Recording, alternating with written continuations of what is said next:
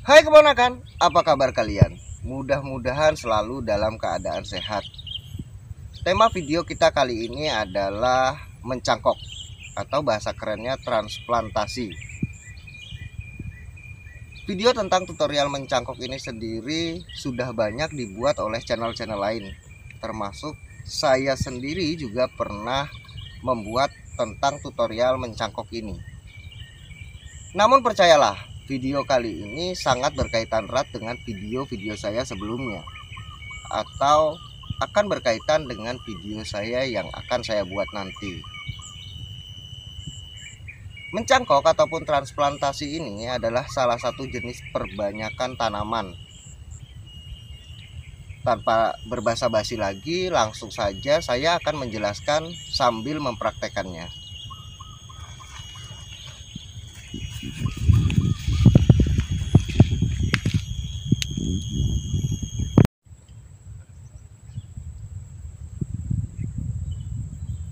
Sebelum saya melanjutkan untuk mempraktekkan cara mencangkok, terlebih dahulu saya akan menjelaskan tentang faktor genetik pada tanaman yang saya sudah bahas pada video saya sebelumnya. Saya akan analogikan seperti ini. Jika seseorang akan mendonorkan organ tubuhnya, si pendonor harus memastikan bahwa dirinya sehat agar saat organ tubuhnya itu dipindahkan pada si penerima donor tidak akan menimbulkan masalah atau meminimalisir masalah baru. Sama halnya seperti tanaman. Sebelum kalian melakukan perbanyakan dengan cara mencangkok, pastikan dulu tanaman yang akan kalian cangkok itu dalam kondisi yang sehat. Sehingga saat kalian memindahkan hasil cangkokan itu ke tempat lain atau kata lainnya ditanam, tidak akan memunculkan masalah baru. Setidaknya meminimalisir munculnya masalah-masalah baru. Langsung saja saya akan mempraktekkan cara mencangkok yang benar. Dan di sini saya sudah mempersiapkan alat peralatannya. Yang pertama adalah kokopit yang sudah dibungkus seperti ini. Kokopit ini saya sarankan untuk lembab ataupun kering. Tidak saya sarankan dalam kondisi basah. Dan kemudian kita gunakan pisau yang tajam. Dan di sini juga ada pisau yang tumpul. Nanti saya akan jelaskan pada kalian mengapa menggunakan pisau yang tumpul. Dan kemudian adalah tali. Kemudian berikutnya kita persiapkan batang yang akan kita cangkok. Di sini batang yang akan kita cangkok adalah dalam kondisi yang sehat. Kemudian kita kupas kulitnya seperti ini. Ini sekitar 2 cm. Kemudian kita kupas. Ciri-ciri tanaman yang sehat adalah kulit dari tanaman ini mudah dikelupas seperti ini. Tidak perlu menggunakan kuku. Nah, kemudian kita mengkerik atau dikerok kambiumnya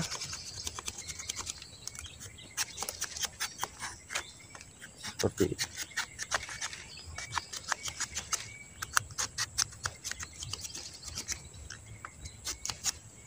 Nah, setelah benar-benar kambiumnya itu kering, dirapikan sedikit.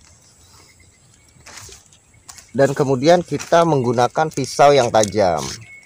Kenapa kita menggunakan pisau yang tumpul untuk melakukan pengerikan dan pengelupasan kulit ini? Karena jika pisau yang digunakan tajam akan masuk ke dalam batang. Dan saat diterpa angin potensial sekali untuk patah. Oleh sebab itu menggunakan pisau yang tumpul agar saat mengiris seperti ini tidak masuk ke dalam batang, yang mana akan mengakibatkan patah saat diterpa angin. Nah, kemudian kita menggunakan pisau yang tajam untuk membelah lontong ataupun kokopit yang sudah dikemas seperti ini. Nah, Kita belah seperti ini. Kemudian kita persiapkan talinya juga. Nah, seperti ini. Pada bagian bawah tidak terbungkus pun tidak apa sebenarnya. Dan pastikan yang atas terbungkus cukup panjang, sekitar 1-2 cm, agar tempat untuk tumbuhnya akar itu lebih banyak, sehingga akar lebih cepat untuk memenuhi media ini. Kemudian kita ikat seperti ini.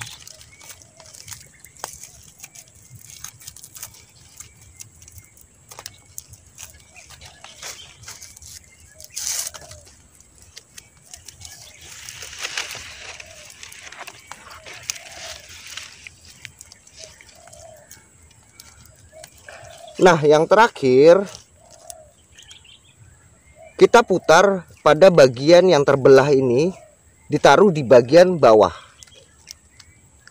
Kenapa? Karena saat hujan membuat media di dalam sini itu basah ataupun becek, akar lambat tumbuh. Makanya sebaiknya media ini harus dalam kondisi lembab terus ataupun kering. Karena jika basah maka munculnya akar itu sekitar 40-2 bulan.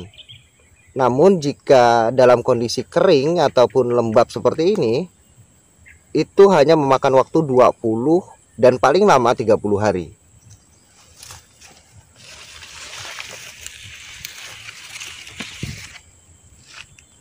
Mungkin cukup itu saja yang bisa saya sampaikan pada hari ini. Mudah-mudahan apa yang baru saja saya sampaikan ini bisa dimengerti dan bisa diambil manfaatnya.